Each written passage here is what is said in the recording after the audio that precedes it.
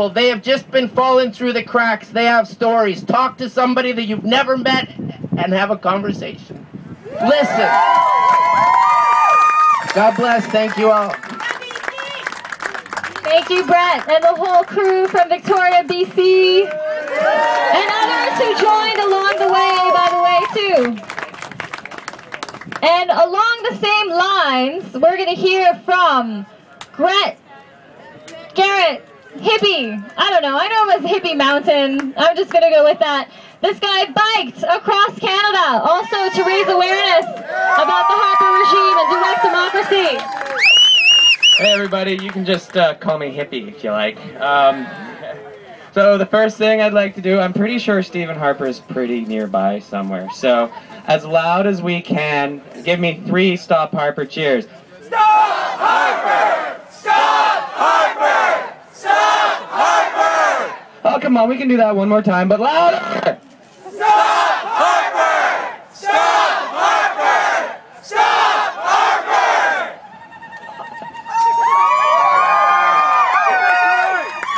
Nice touch. All right.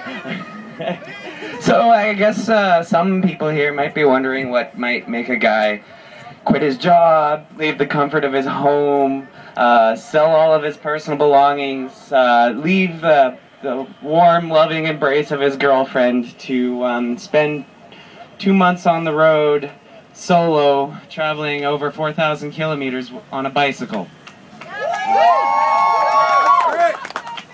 Needless to say, it was the toughest thing I've ever had to do, and I'm glad I'm here. I think it was worth it. We're glad you're here. And I left on the 15th of July, and one of the main motivations, I guess you could say, is that the more I learned about what's happening to this country, and the world, for that matter, the deeper the sense of despair and even sense of doom that I had for the future of myself, and including the new generations being born today. I don't get a good feeling when I think about the future. I don't. Right now, if we let things stay the way they are, people will just be even more enslaved to the system. That means your children. What kind of future are your children going to have? Alright? Well, chances are, if we don't do anything, they will be slaves. So, when I left, I still had this sense of despair for the future of Canada, especially when I looked at the government and the crimes against our democracy. I guess you could say I went in search of hope. I began to get that sense of hope almost immediately. For every Canadian I met, they welcomed me with open arms. They treated me with respect. And if they didn't know of the issues, which almost all of us do know the issues, by the way, they did want to learn about the issues. And they did show me that they cared. Not only that, they showed me that if there was proper tools for us to use to have a direct voice in this building right here with the representatives in this building, they would participate. They would use these tools. Yes, that's right. So there is reason to have hope, Canada, and it's each other. It's you, it's me, it's everyone sitting in their living room watching this on TV or on the internet. We are the hope for Canada. We do have what it takes to make this country the greatest democracy the world has ever seen. And I have here a petition I brought with me. I'm going to attempt to read it out. It's a little dry. Bear with me. Okay, so this is a petition to the House of Commons in Parliament assembled. We, the undersigned citizens of Canada, draw the attention to the House to the following.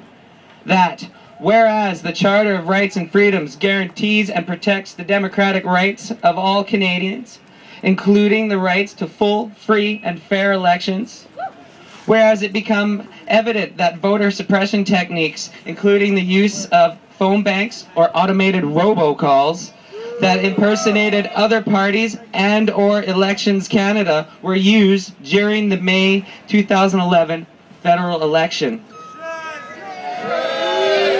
Whereas such tactics were intended to deliberately mislead voters and therefore constitute a crime, an attack upon our democratic institutions, and a serious violation of our democratic rights as Canadians.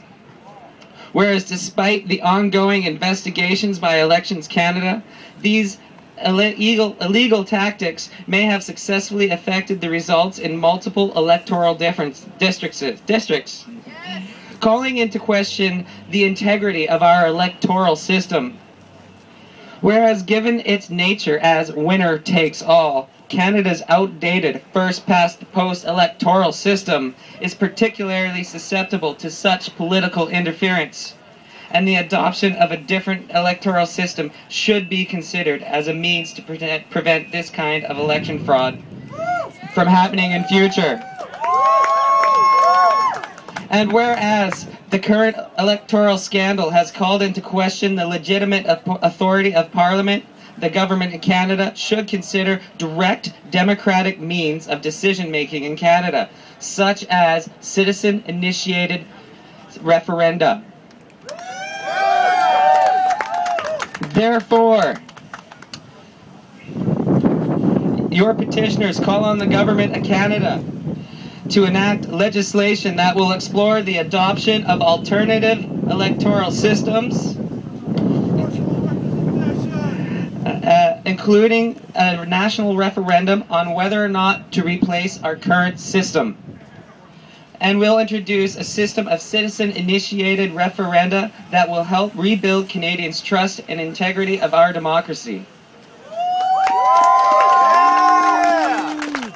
Basically, what that implies is that we will not entrust our representatives to make the rules. We will trust each other to make the rules. So, if you really support the concept of changing our system wholesale, please come talk to me and throw your signature and address on this thing, and it will have its day in Parliament. And if Stephen Harper votes no, he's telling each signature on this no to democracy. And if he says yes, well, he just made an about face. I think I might like him. Thanks, Hippie! And now for our final speaker and very special guest, Brigitte de Pape, or Brigitte de Pape in French, and for Anglophones, maybe Brigitte de Pape, but we all know her as the page who stood up in Parliament and held the Stop Harper sign, which has started the Stop Harper movement. Brigitte. When I say stop, you say Harper. Stop! Harper! Stop! Harper! Stop! Harper! Bonjour à tous mes amis. Hello all my friends. I am so happy to be here today. Thank you so much to the organizers of this event. It is incredible to be joining with you here. I used to work right over there in the Parliament. I was a server for the Harper government. And yeah, what was I thinking? Good question. And I felt so helpless and so afraid about the Harper government and their attacks on women, on people, on workers, on Indigenous peoples, on people of color.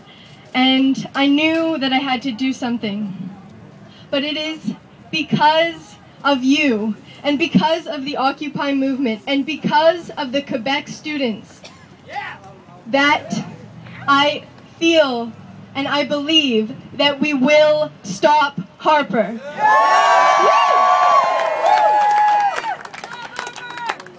Today, I believe that we will stop Harper and this neoliberal capitalist agenda because of you, because you have been organizing in your communities, because you occupied parks and you created spaces for people so that they could go and meet each other.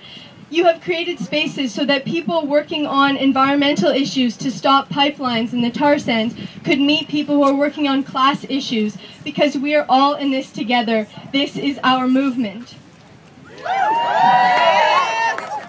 I believe that we will stop Harper and this neoliberal capitalist agenda because people have chosen not to mope in their homes alone. They have chosen not to give up after they've written a letter and nothing's happened, or after they've lobbied a politician and nothing's happened. They've chosen not to give up.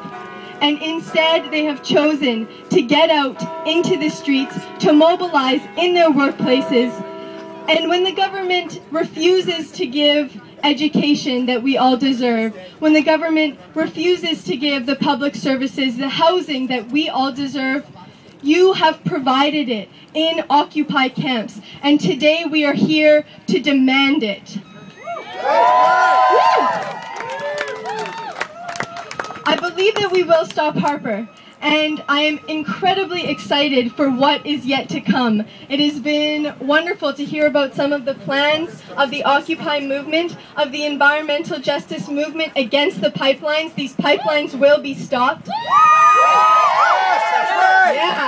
I want to tell you about an incredibly exciting event that's going to be happening here in Ottawa on October 26th to October 29th. It's called Power Shift. And Power Shift believes in shifting power from the corporate elites to the rest of us. It believes in shifting power from dirty energy like the tar sands to renewable energies. There will be workshops, there will be speakers from people who are impacted by the tar sands and who are leading the resistance. I really hope you can all be there. Go to www.wearepowershift.ca. I've got some flyers, I'll hand them out. Here we are going to continue to build this movement for a clean and just future. I believe in the grassroots organizing. I believe that we will stop Harper. It will not be the corporate elite. It will not be politicians who are going to do it. It will be you. It will be us. We are the 99%. We have a vision. We are united, and we are making it happen. Thank you so much, Bridget. And thank you to all our speakers. We got so much out of that, so much information, and a lot of stuff about Harper. And now we want to move into the positive, you know, from what's wrong to what is right. How can we make it right? And so we want to do a demonstration of direct democracy, how a bunch of strangers can get together, have a good conversation, and make some decisions, and put out a direction for this country that we, the people, actually want, and not some elite sitting at the top. So Magdalena is going to introduce the People's Parliament. We really hope everyone here can join us. It's already set up over there. Please join a group, and let's hear from Magdalena on the details. Hello, everybody. We are unstoppable. Another world is possible. We are unstoppable. Another world is possible. We are unstoppable. Another world is possible. Now, to demonstrate that, let's hear the people's voices. On the ground here, there's a number of papers with different issues. You can pick an issue and put your thoughts down. You can have a dialogue with people next to you and say what's important for you. Please go over to the papers that are just behind this fence here. If there's an issue that we haven't covered, there's some blank pieces of paper where we can put it down. So let's go and have some dialogue and give us some direction to this government.